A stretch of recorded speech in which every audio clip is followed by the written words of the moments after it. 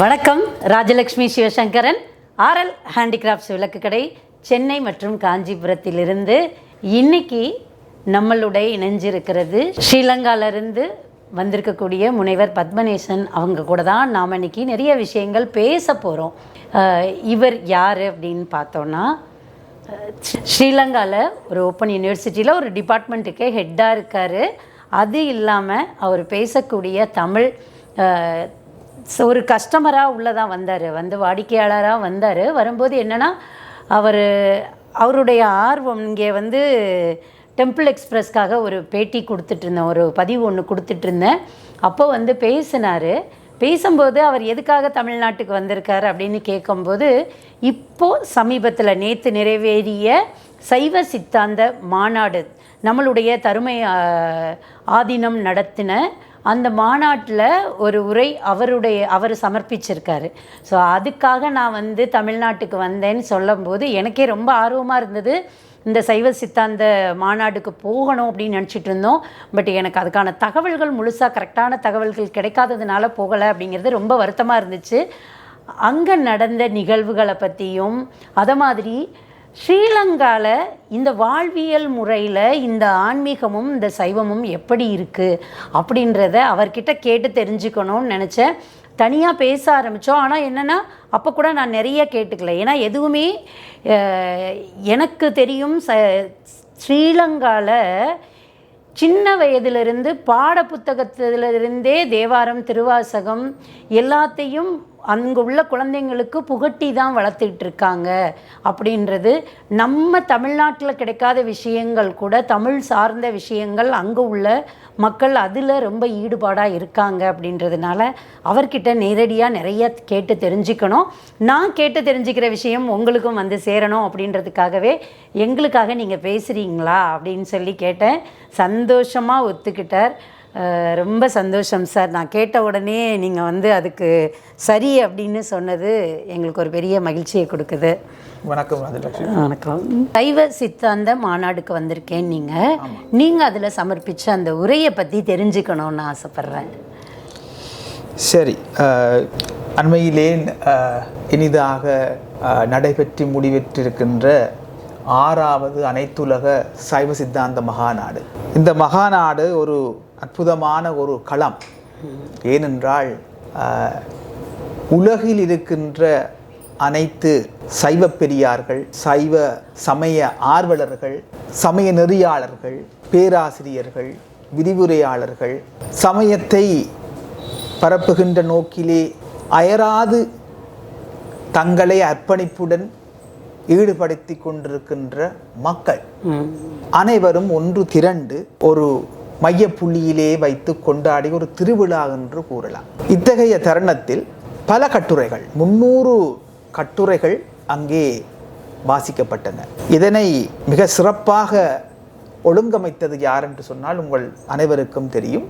27வது தர்மபுர ஆதீன 27வது குரு மகா சன்னிதானம் நட்சத்திர குருமணிகளினுடைய பெருங்கருணையின் பால் தான் இந்த மாபெரும் 6வது சைவ சித்தாந்த மகாநாடு இனிதாக நடைபெற்று முடிந்தது.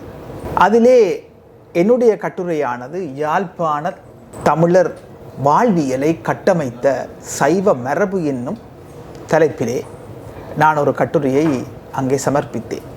சைவ சித்தாந்த மாநாடாக இருந்த பொழுதிலும் இங்கே சைவ சித்தாந்த கருப்பொருளை எதிரொலிக்கும் வகையிலே பல்வேறு கட்டுரைகள் வாசிக்கப்பட்டன. அவை சரியை, கிரியை, யோகம், ஞானம் என்கின்ற சைவ நாட்பாதங்களுக்கு அப்பால் கலைகள், சைவ சமயத்திலே பொதிந்திருக்கின்ற அத்தனை பெரும் மாபெரும் பல சக்தி வாய்ந்த பதார்த்தங்கள் மற்றும் சைவ சித்தாந்தத்தை எளிய பாமரர்களுக்கும் வழங்கக்கூடிய வகையிலே பல கட்டுரைகள் அமைந்தன. அந்த வகையிலே யாழ்ப்பாண தமிழ் சமூகமும் பன்னெடுங்காலமாக தங்களுக்கென்ற ஒரு சமய வழிபாட்டு மரபினை கட்டமைத்திருப்பது கண்கூடும். அந்த வகையிலே தான் சைவ மரபு என்கின்ற ஒரு எண்ணக்கருவினூடாக என்னுடைய ஆய்வு பயில் நெறியில், அதாவது நான் ஒரு அடிப்படையிலே மானிடவியலாளர், அந்த மானிடவியல் நோக்கிலே இருந்து எப்படி இந்த யாழ்ப்பாண தமிழ் சமூகம் தங்களுக்கென்றொரு சைவ மரபினை கட்டியெழுப்பினார். அதனை வரலாற்று காலப்போக்கிலே பார்க்கின்ற பொழுது அது காலனியத்துக்கு முன்னைய காலம், காலனித்துவ காலம், காலனித்துக்கு பின்னைய காலம் என்கின்ற 3 காலகட்டங்களிலே வகுத்து அந்த கட்டுரையை நான் வாசித்தேன். காலனித்துக்கு முன்னர் எவ்வாறு யாழ்ப்பாண சமூகத்திலே பல்பெரும் தெய்வங்களை வழிபடுகின்ற ஒரு மரபினை கொண்டிருந்தனர், அது பல வரலாற்றாசிரியர்கள் தொல்பொருள் ஆய்வுகளின் ஊடாக யாழ்ப்பாணத்து சமய நிலை பற்றி யாவரும் அறியலாம். ஆனாலும் ஆங்கிலேயர்களினுடைய மதப்பரம்பல், அவர்களுடைய ஆதிக்கம், சைவ சமயத்தினை பேரியக்கமாக நிலைநாட்ட வேண்டும், அங்கே ஒரு சைவ மரபினை கட்டியெழுப்ப வேண்டும் என்கின்ற ஒரு ஆதங்க தொனியிலேதான் ஸ்ரீலஸ்ரீ ஆறுமுக நாவலர் அவர்கள் தோன்றி அதனை கட்டியெழுப்பினார்.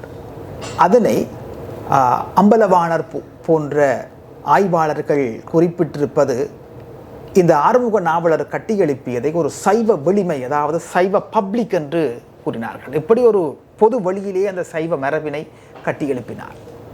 சாதாரண மக்களுக்கும் விளங்கக்கூடிய வகையிலே சைவ சித்தாந்த கருத்துக்களை கொண்டு செல்ல வேண்டும் என்கின்ற வகையிலே தான் முதல் அவர்கள் சடங்கு நிலையிலே, எப்படி இந்த புத்தகங்களிலே இருக்கின்ற விடயங்களை மக்கள் சடங்கு நிலையிலே நாளாந்த வாழ்வில் பயிற்றுவித்தல், இப்படியான செல் நெறிகளின் ஊடாக பல புத்தகங்கள், சமய கருத்துக்களை வெளிக்கொண்டு வரக்கூடிய பழைய புத்தகங்கள் புதுப்பிக்கப்பட்டன, பதிப்பிக்கப்பட்டன, பல வடிவங்களிலே அச்சிடப்பட்டன. இப்போ நூல் வடிவங்களினூடாக ஒரு மக்களிடையே ஒரு புரட்சி என்று கூறுவதற்கு அப்பால் மக்களுடைய விழிப்புணர்வை ஏற்படுத்தி அவற்றை ஒரு ஆணித்தரமாக அந்த சமூகத்திலே வேறு ஊன்றுவதற்கு அவர்கள் வழி சமைத்தார்கள். இது மட்டுமல்லாது அந்த சமூகத்திலே ஆங்கிலேயர்களுக்கு எதிராக மதம் மாற்றத்தை தடுப்பதற்காக ஆறுமுக நாவலர் பல வழிகளிலே பிரசங்கம் முறை, சமய சொற்பொழிவு, பல நூல்களை இயற்றுதல், இவைகளின் வாயிலாக அந்த காலனித்துவ காலத்திலே சைவ மரபை ஒரு நிறுவனமயப்படுத்தி ஒரு குறிப்பிட்ட வகையிலே கொண்டு செல்ல, அதனைத் தொடர்ந்து பலரும் அதனை நோக்கி செல்கின்ற வழியிலே பின்காலனித்துவ நிலையிலும் அது தொடரப்பட்டது. இன்று பல்மத சூழலில் இலங்கை இருந்தாலும் அந்த யாழ்ப்பாண தமிழர்கள் அந்த சைவ மரபினை கொண்டு செல்வதற்கு, தொடர்ந்து கொண்டு செல்வதற்கு அவர்கள் பல்வேறு வகையான நிறுவனங்களினூடாகவும் பல்வேறு சமய ஆலயங்களில் வழிபாட்டு முறைகளின் ஊடாகவும் அவர்கள் அதனை கொண்டு செல்கின்றார்கள் என்பதுதான் அந்த சுருக்கமான அந்த கட்டுரையினுடைய நோக்கம். இப்போ நாங்கள் சைவ சித்தாந்தம் அப்படின்றது நிறைய பேருக்கு எப்படி அதை எடுத்துக்கிறாங்க அப்படின்னா, அது ஒரு பெரிய தனி விஷயம், அதை எல்லாராலையும் தெரிஞ்சுக்க முடியாது அப்படின்னு நினைக்கிறாங்க. ஆனால் வாழ்வியல் முறைன்னு நீங்கள் சொல்கிறீங்க இல்லையா, நம்ம தினம் அன்றாடம் வாழக்கூடிய அந்த வாழ்வியல் முறையில் சைவ சித்தாந்தம் எந்த மாதிரி இருக்குது? அதாவது பொதுவாகவே தென்னகத்திலே தோன்றிய இந்த சைவ சித்தாந்தத்தினுடைய இந்த கொள்கை இது வாழ்வியல் தத்துவம். இது வாழ்வியல் தத்துவம் என்கின்றது அதாவது இது உண்மை. நாங்கள் தினசரி வாழ்கின்ற இந்த வாழ்வியல் தத்துவமே சைவ சித்தாந்தம் தான். அது சரிகை, கிரியை, யோகம், ஞானம் என்கின்ற இந்த 4 முறைகளினூடாக மக்களினுடைய மனதை வளப்படுத்துதல், அவர்களை நெறிப்படுத்தி முக்தி நிலைக்கு கொண்டு செல்லுதல், அதிலே ஒன்றாக இருப்பதுதான் சரியை. அடுத்து 2ஆவதாக அமைவது கிரிகை. இந்த கிரிகையுடைய வழிபாடுதான் ஆலய வழிபாடும் பூஜைகள், புனஸ்காரங்கள். அதற்கு உகந்த இடமாக இங்கே இருக்கின்ற இந்த விளக்கு அரண்மனையை நான் கூற விரும்பலாம். இதுக்கு என்ன காரணம் என்று சொன்னால், கிரிகையிலே மக்கள் ஈடுபடுகின்ற பொழுது அந்த கிரிகையை அழகியலாக அவர்கள் மாற்றுவார்கள். கிரிகையை அழகியலாக மாற்றுகின்ற பொழுது அங்கே பல அழகியல், எதிலுமே அழகியல் செயற்பாடு, அந்த ரசனை, அந்த ரசம், அந்த ரச வெளிப்பாடு அங்கே நாங்கள் பார்க்கலாம். அழகியல். அப்போ அந்த அழகியல் என்கின்ற வருகின்ற பொழுது மக்கள் அதிலே திளைத்தல், அதனை இன்னும் மெருகூட்டுதல், வடிவமைத்தல், இவற்றினூடாக அந்த கலாச்சாரத்தை, ஒரு பண்பாட்டை வெளிப்படுத்தல். அந்த வகையிலே உங்களுடைய இந்த விளக்கு கலாச்சாரத்தையும் பற்றி நாங்கள் கூறலாம். நீங்கள் எப்படி உங்களுக்கு இந்த விளக்கு கடை தெரியுங்க? இலங்கையிலே சாதாரணமாக முகநூலிலே ஒரு நாள் உங்களுடைய இந்த விளக்கு கடை பற்றி வந்தது. எனக்கு மிகவும் ஆச்சரியமாக இருந்தது. காரணம், பொதுவாக இப்படி ஒரு விளக்கு கடையை நான் கேள்விப்பட்டதில்லை. அடையாறில் 2 வருஷம் நான் சென்னை பல்கலைக்கழகத்தில் படித்த காலத்திலும் கூட 20 வருஷத்துக்கு முன்னாடி, அப்பொழுது இப்படியான ஒரு விளக்கு கடைகளை பார்த்ததில்லை.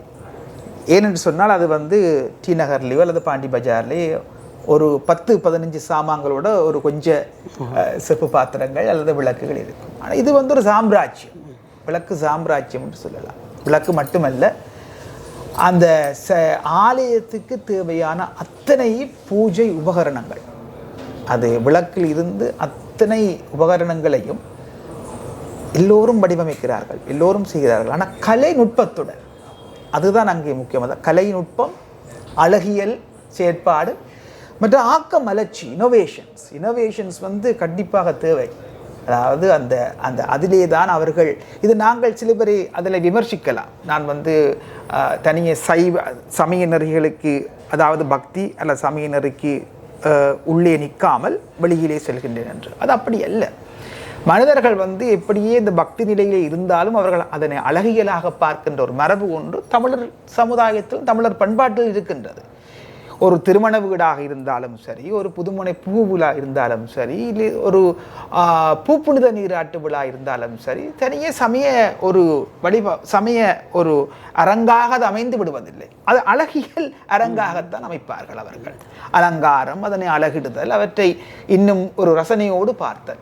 அந்த வகையிலே இங்கே பார்க்கின்ற பொழுது அத்தனை அழகு மிக்க அந்த பொருட்கள், பூஜை பொருட்கள் யாருடைய மனதையும் கவரும் வகையிலே இங்கே எழுந்து இருத்தல் ஒரு ஆலயமாக காட்சி அளிக்கின்றது போல எனக்கு தெரிகின்றது. ரொம்ப சந்தோஷமாக இருக்குது. அதுவும் வெளிநாட்டிலிருந்து வந்து இவ்வளோ அழகாக ரசித்து எங்களுடைய அந்த என்ன உணர்வோடு இதை உருவாக்கணும் அப்படின்றது ஒரு 3 வருஷத்துக்கு முன்னாடி இதை வடிவமைச்சப்போ எவ்வளவு ஆசையாக இது எல்லார்கிட்டேயும் போய் சேருமா, முதல்ல புரியுமா அப்படின்ற ஒரு பயமும் உள்ளுக்குள்ளே இருந்தது. ஆனால் இன்றைக்கி ஒரு வெளிநாட்டிலிருந்து, அதுவும் ஒரு முனைவர், ஒரு சைவ சித்தாந்தம் நன்கு படித்து தேர்ந்த ஒருத்தர் வந்து பேசும்போது இதை விட வேறு எந்த பாராட்டும் பெருசாக இருக்காது அப்படின்னு நம்புகிறேன். ரொம்ப சந்தோஷமாக இருக்குது. நான் பொதுவாகவே வந்து ஸ்ரீலங்கன் அப்படின்னு ஒரு இலங்கை தமிழராக பார்க்கும்போது ரொம்ப ஆழ்ந்து வியக்கக்கூடிய விஷயம் என்னவாக இருக்கும்னா, அவங்க வாழ்வியல்லையும் சரி, தான் படிக்கக்கூடிய கல்வியிலேயே சரி, அப்போவே திருமந்திரம், திருவாசகம் எல்லாத்தையும் கொண்டு வந்துடுறீங்க இல்லையா? இது வந்து சைவத்தின் மேலே உள்ள ஒரு தீவிரத்தன்மை அப்படின்றத தாண்டி தான் குழந்தை படிக்கும்போதே அதே பாடமாக படித்து வரட்டும்னு கொண்டு வரக்கூடிய இந்த அமைப்பு தான் வந்து இன்னுமே நிறையா வருதுன்னு நினைக்கிறேன்.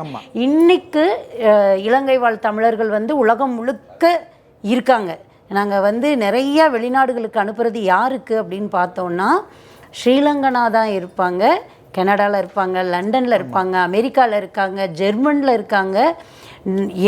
நான் நிறையா பேர் என்கிட்ட பர்சனலாக பேசணும்னு சொல்லி கடையில் நம்பர் வாங்கி பேசுகிறவங்க யாருன்னா மோஸ்ட்லி வந்து இவங்களாக தான் இருப்பாங்க. எனக்குள்ளேயுமே ரொம்ப ஒரு ஆசை, அதுக்கு தூபம் போடுற மாதிரி இன்றைக்கி நீங்கள் வந்து பேசிட்டு போகிறீங்க. எனக்கு வந்து சமீபமாக இலங்கைக்கு போகணும், அங்கே வந்து அந்த நாகபூஷணி அந்த ஒரு பேர் கேட்டதுலேருந்து அந்த அம்பாவை போய் பார்க்கணும் அப்படின்னு ஒரு ஆசை எனக்குள்ளே ஏனோ தெரியல திரும்ப திரும்ப தோன்றிக்கிட்டே இருக்குது. அதுக்கான அழைப்பாக கூட இருக்கலாமான்னு தெரியல. ரொம்ப சந்தோஷமாக இருக்குது உங்களை பார்த்தது. மிகவும் ஒரு பிரபல்யமான ஒரு ஆலயம், நாகபூஷணி அம்மன் ஆலயம். அங்கே அப்படியே முருகரையும் பார்த்துட்டு வரணும் அப்படின்னு ஆசையாக இருக்குது. அதுக்கு இறையருள் எங்களுக்குமே துணை நிற்கட்டும். நீங்கள் தமிழ்நாட்டுக்கு வந்து இவ்வளோ தூரம் அழகாக சைவ சித்தாந்த இந்த மாநாடு அதில் கலந்துக்கிட்டேன்னா, நான் தருமபுரம் ஆதீனம் பார்க்கும்போது எனக்கு ரொம்ப பிரமிப்பாக இருக்கும். அது ஒரு தனி சாம்ராஜ்யம். அவங்க நிர்வாகம் பண்ணக்கூடிய கோவில்கள் வந்து அப்படியே மிளறுது. நான் இப்போ சிதம்பரத்துக்கு கோயிலுக்கு போயிருக்கும் போதும் அதை சுற்றி உள்ள எல்லா ஊர்களுக்கும் போகும்போது தருமை ஆதீனத்தில் கட்டுப்பாட்டில் இருக்கக்கூடிய ஒவ்வொரு கோவிலும் அவ்வளோ அழகாக பொலிவாக இருக்கிறத பார்க்குறேன். அதுக்கு அந்த நான் பார்க்கும்போதெல்லாம் அவரோட அந்த குருவுக்கு வந்து ரொம்பவே வணங்குவேன். ஒவ்வொரு தடவையும் திருவையாறில் அப்பர் கைலாய காட்சியில் அவரை பார்க்கக்கூடிய பாக்கியம் எங்களுக்கு கிடைக்கும். ஸோ அப்போ வந்து தூரமாக இருந்து வணங்கியிருக்கிறேன். விரைவில் அவரை சந்திக்கக்கூடிய பாக்கியமும் கிடைக்கணும் அப்படின்னு இந்த நேர்காணல் மூலமாக நானுமே இறைவன்ட்ட என்னுடைய விண்ணப்பத்தை வச்சுக்கிறேன். ரொம்ப சந்தோஷமாக இருக்குது சார் உங்களை சந்தித்தது, பார்த்தது, பேசினது. இவ்வளோ அழகான தமிழில் நீங்கள் இறைவனை பற்றியாக இருக்கட்டும், இந்த விளக்கு கடையாக பற்றியாக இருக்கட்டும் பேசுனது எங்களுக்குள்ள ஒரு பெரிய ஆனந்தத்தை கொடுத்தது. ரொம்ப ஆனந்தம். எனக்கு ஒரு நல்ல ஒரு நட்பு இலங்கையில் கிடச்சிருக்கு அப்படின்னு நம்புகிறேன். எனக்கும் மிக்க மகிழ்ச்சி. இந்த கடையை வந்து தேடுவதற்கு மிக சிரமப்பட்டு தான் கண்டிப்பாக சிரமப்பட்டு வந்தாலும் கூட, ஆனால் இந்த வந்தவுடன் உங்களுடைய நேர்காணல் அது புதிய ஒரு வரவேற்பு மற்றும் இங்கே அமைந்திருந்த அத்தனை ஒழுங்கமைப்பும் மனதை மிக ரம்மியமாக்கியது. அதுவே மிகவும் சந்தோஷம். நன்றி. ரொம்ப ரொம்ப சந்தோஷம்.